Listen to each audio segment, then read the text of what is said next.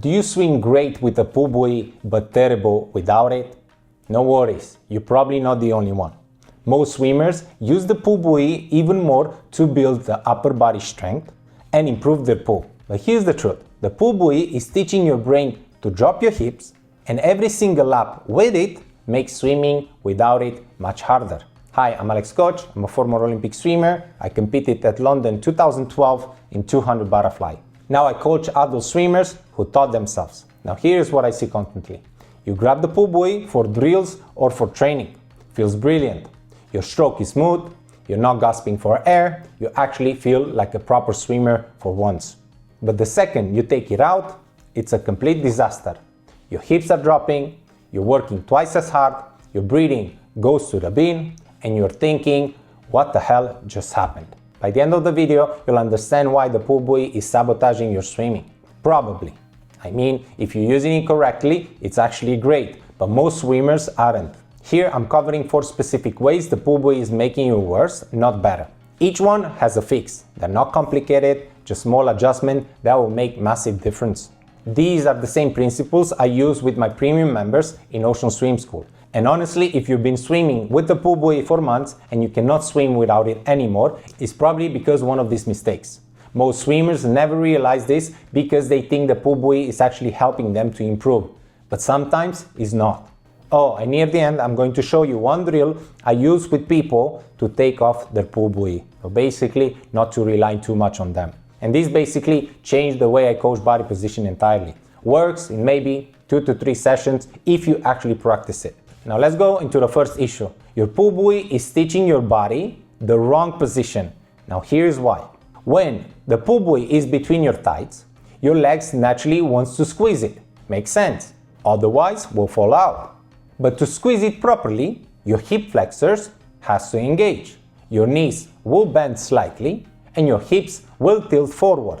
Now why does this matter? Because that hip position, whenever it's flexed, almost like a pike position, and is also tilted forward, is the exact opposite that we want.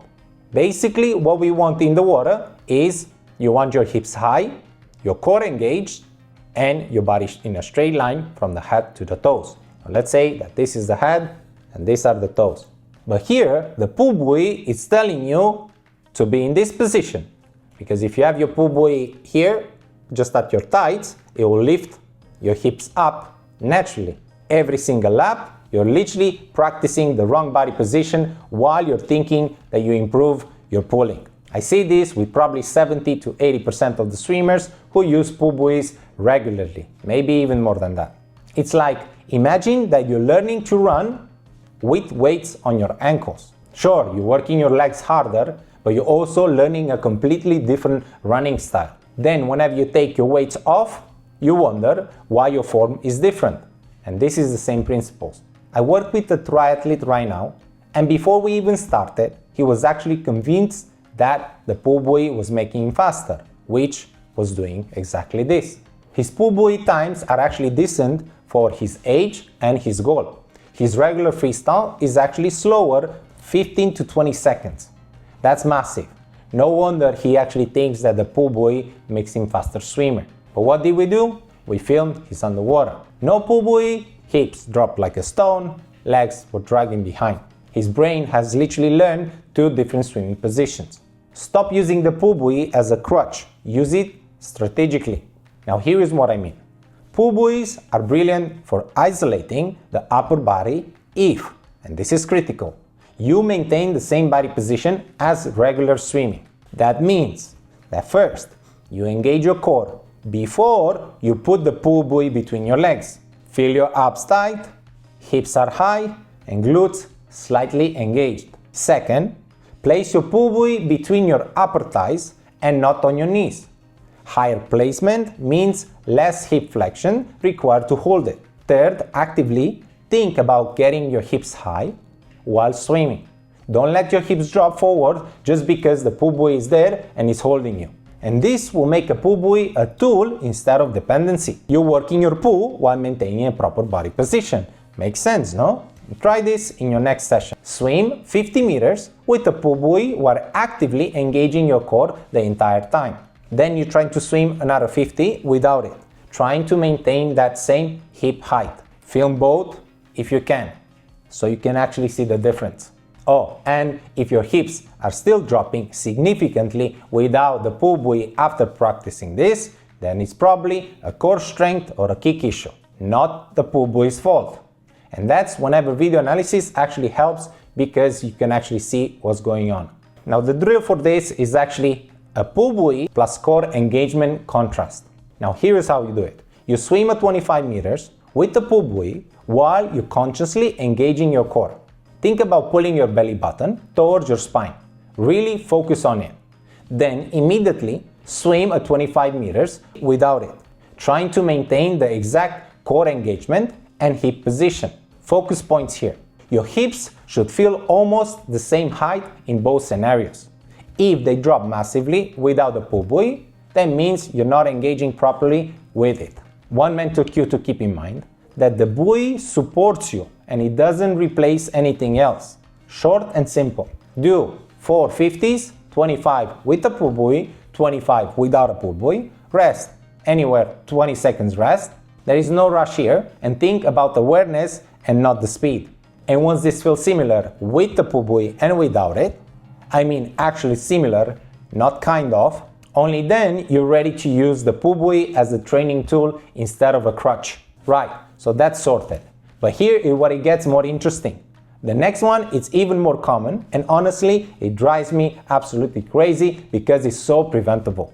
You think you need better fitness. Wrong. The pull buoy is actually hiding your real problem. You're using your pull buoy to avoid fixing your actual problem. The thing is, I've seen with probably 90% of the pull buoy dependent swimmers, the pull buoy is not the solution. It's a band-aid covering whatever is actually wrong. If your hips dropped without a pull buoy, that's either a weak kick, poor body position, or a breathing issue making you to lift your head too much. Maybe all three.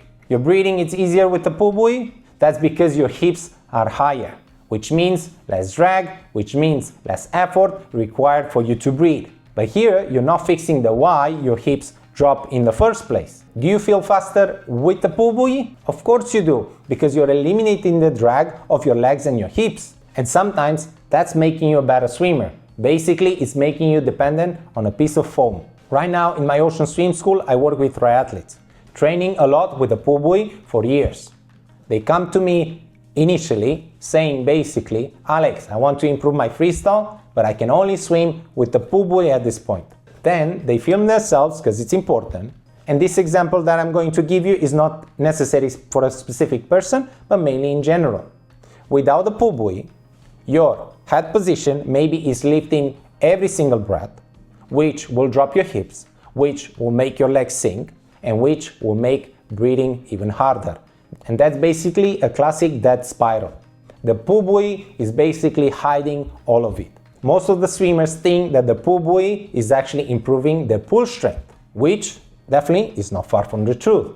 But some of this reality is actually just avoiding dealing with the head position during the breathing. So my suggestion here is actually identify what the pull buoy is hiding and be brutally honest about it.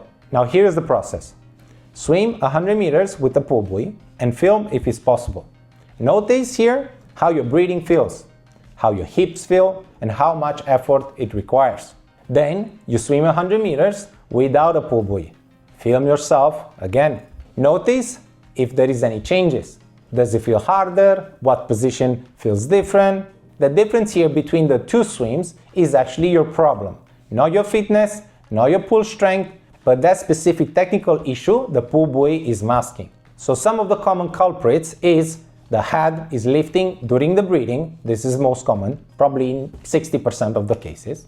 Weak or non-existent kick, poor core engagement, over-rotation on the breathing, or legs too wide apart. Once you know the actual problem, you can fix it directly. The 52-week freestyle program in Premium has specific progression just like this. But here the comparison between your swim is the starting point for identifying which progression you actually need to work on. And if you're fixing this nicely, wait until you see the next one though. This is probably costing you about 30% of your efficiency and you don't even know that it's happening. And why does your kick feel useless? because the pull buoy lets you completely ignore your kick. Your kick serves these purposes. 1.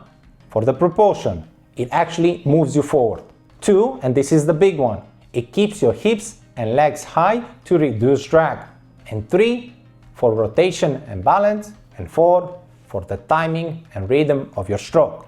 When you use a pull buoy constantly, your brain learns to swim without using your kick for either of these purposes. The pull buoy does all the work. Your legs just exist right there. Then you take your pull buoy out and your kick is absolutely useless. Not because you have weak legs, you probably don't, but because you haven't trained the timing and the coordination of your kick with your pull. This is basically like learning to drive an automatic car for years, then trying to drive manual. The clutch timing feels impossible because you never practice it. I see this constantly with swimmers who train primarily with the pull buoys. The kick is there, but it's not connected to their stroke, and it's just flapping them behind them and do nothing useful. Make sure that you train your kick separately, then integrate it. On the phase 1, kick only sets. No pull buoy, no kickboard, just streamline position, arms extended, control kicking for about 425s. Focus on small, fast kicks from the hips and not from the knees. On the phase 2, you do single arm freestyle, obviously without a pull buoy. One arm is extended, the other one is swimming. Focusing on maintaining the kick, the hips should be high on the surface, and we're going to do 425s on each arm. On the phase 3, we're doing a full stroke, but we need to think about your kick every 3 to 4 strokes. And you're actually thinking if your kick is actually helping your hips to stay high on the surface.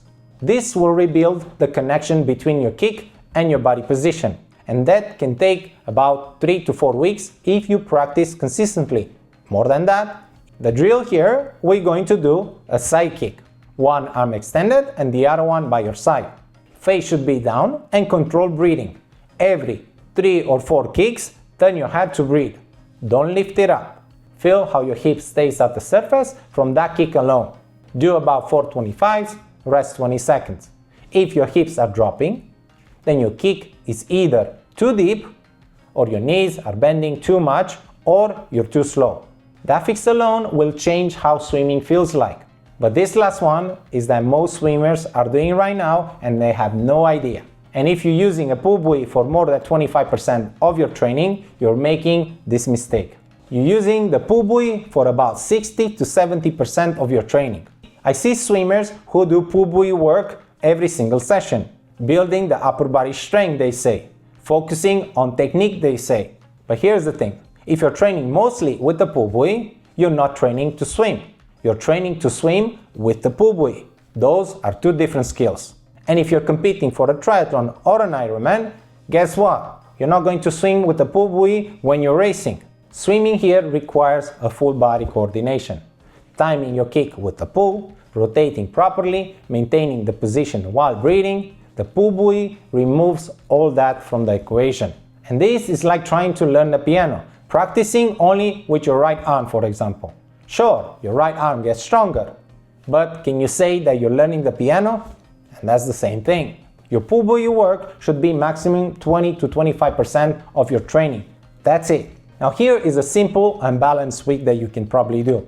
On the session 1, you do 80% regular swimming, 20% pull buoy specific for your upper body drills and so on. On the session 2, you can do 100% regular swimming technique work, or maybe 90 to 10%. On the session 3, you do 75 regular swimming, 25 with the pull buoy plus a kickboard work, 50-50 split. This is obviously oversimplified. This keeps your pull buoy as a tool for isolating specific aspects of your stroke, not as a crutch that you depend on to your training. Oh yeah, and if you cannot complete a workout without a pull buoy, then that's your answer right there. You're basically dependent on it, and it's time to let it go slowly. And the drill you're going to do here is progressive pull buoy reduction. This week, count how many laps you can do with the pull buoy versus without it. Next week, reduce that by 20%.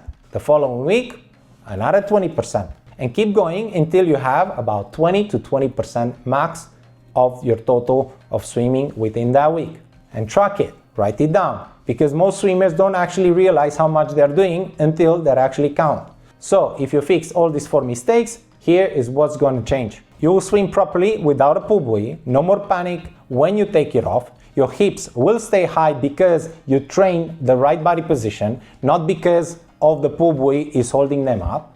Your breathing gets easier because now you're not fighting the drag from those dropped hips, and you will swim faster without getting absolutely knackered. I'm talking here about 800 to 1 kilometer, obviously depends on where you're at right now.